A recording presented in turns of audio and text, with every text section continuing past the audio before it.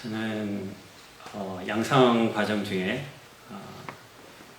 해외에 한 6년 넘게 나가 있었습니다.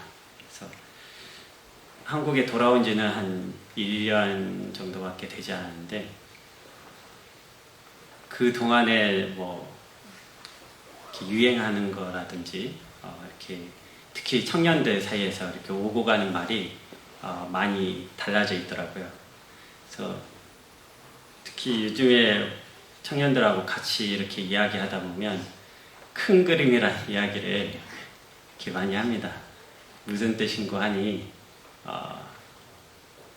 지금 이렇게 행동하고 말하는 것이 뒤에 이제 어떤 큰 다른 의도가 있다는 것이죠.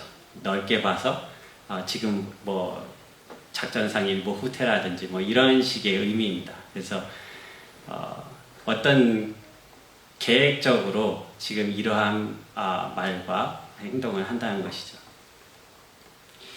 오늘 복음 말씀을 들어보면 사실은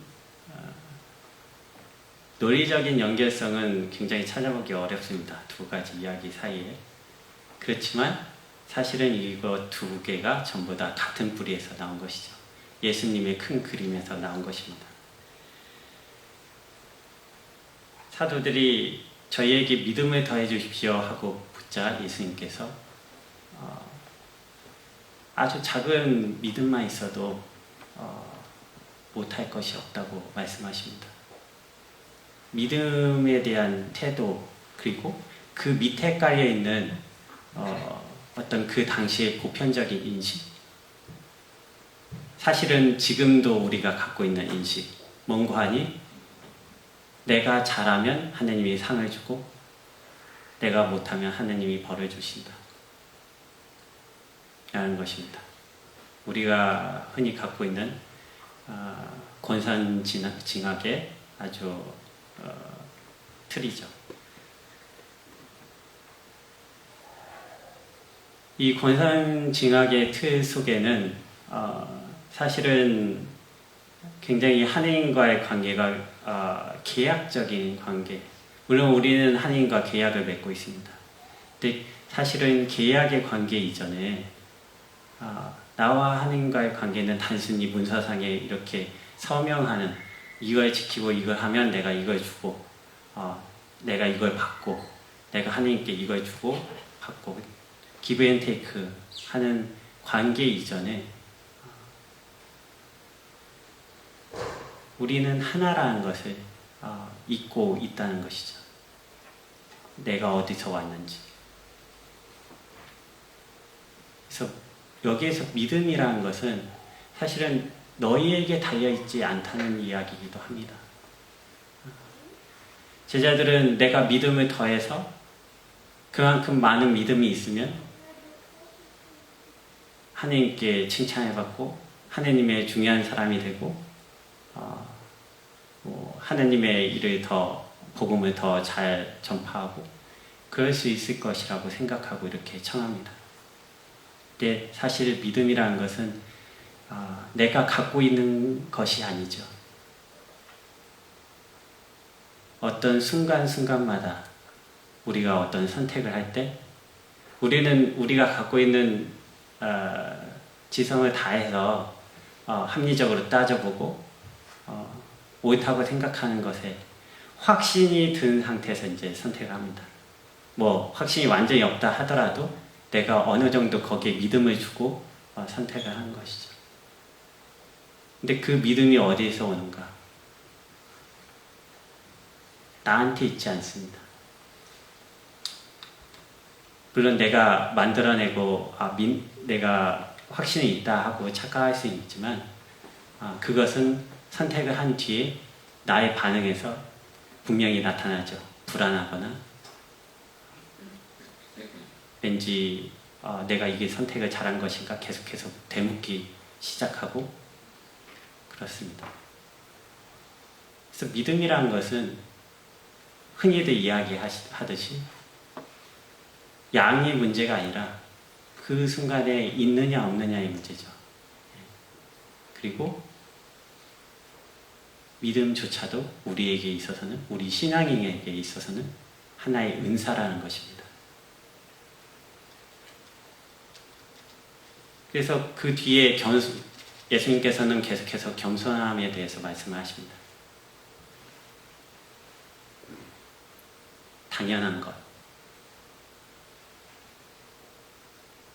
근데 이 주인과 종의 비유를 드신 것은 단순히 너희들이 겸손해져라 라는 것도 있겠지만 그 뒤에 있는 너희와 하나님과의 관계가 어떤 것인지 다시 한번 잘 생각을 해봐라.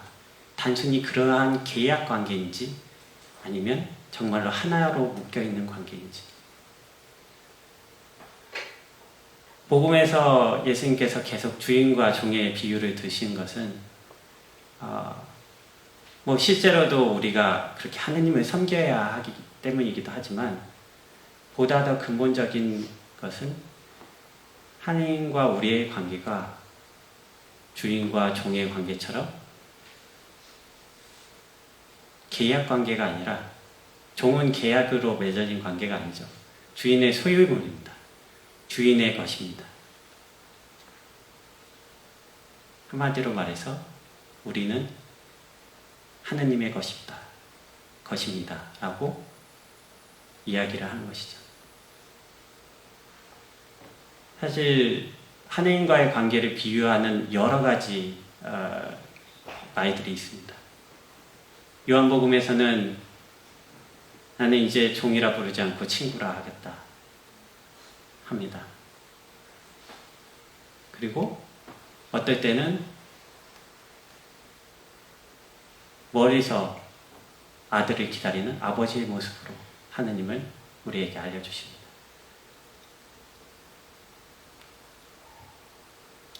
똑같은 주인이고 친구고 아버지이지만 예수님께서 말씀하시는 친구, 주인, 아버지는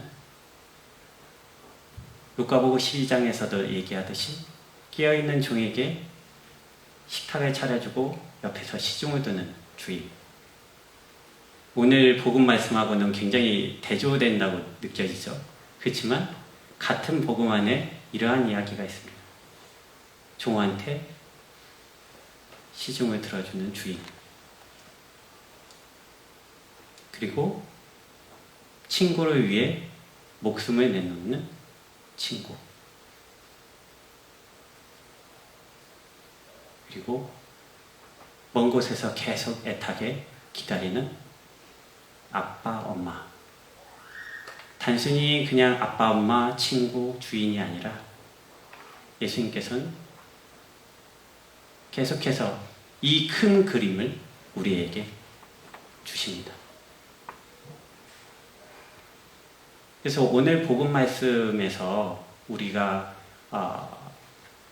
더 새겨 들어야 할 것은 단순히 내가 믿음이 부족하구나, 아니면 내가 겸손함이 부족하구나, 이런 것이 아니라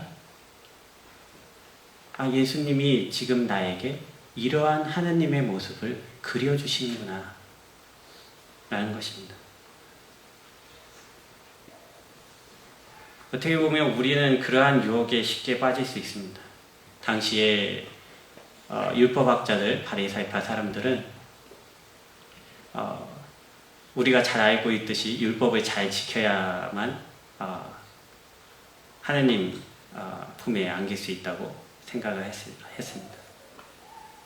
무언가를 내가 해야 그렇게 될 수 있다. 그러한 권성징악의 그 틀은 사실은 오늘날에도 소비되고 있습니다. 우리 할리우드 영화 많이 보죠.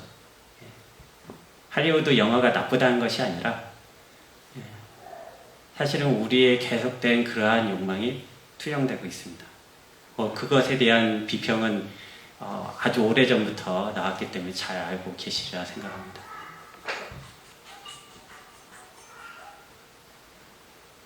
그래서 우리가 그러한 권상징악의 틀, 우리의 욕망을 소비하면 소비할수록 사실 우리 현실 속에서 그려 예수님께서 우리에게 주시는 그러한 하나님의 모습, 큰 그림은 어떤 면에서 멀어질 수밖에 없습니다. 왜 지금 이렇게 영웅이 나타나서 해결해 줘야 되는데 왜 나타나지 않는가? 그것은 당시에 유대인들도 똑같은 생각이었습니다. 왜 메시아가 나타나서 우리의 이 고난을 해결해 주지 않는가? 지금 우리도 사실은 어떤 면에서 한쪽 마음에서는 그렇습니다. 내 인생의 문제, 우리 사회의 문제, 왜 당장 안 나타나서 해결해 주지 않는가? 우리가 갖고 있는 권상징악의 틀, 우리가 갖고 있는 어떻게 보면 기브앤테이크의 하나님과의 관계,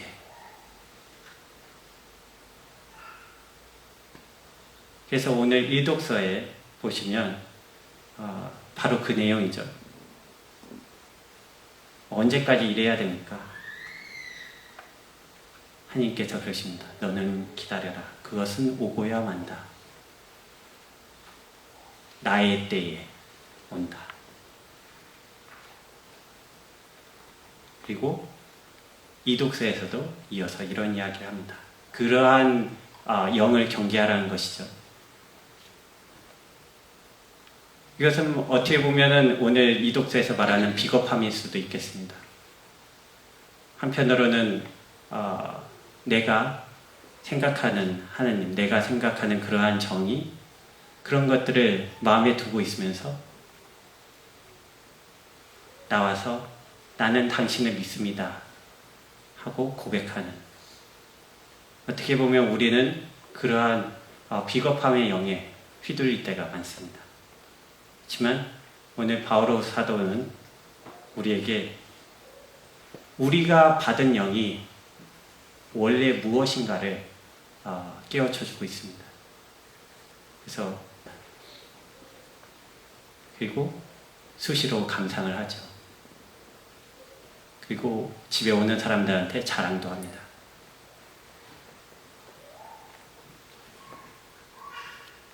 오늘부터 우리는 이 예수님께서 그려주시는 그러한 하나님의 그림을 우리 마음 안에 걸어 놓아야겠습니다.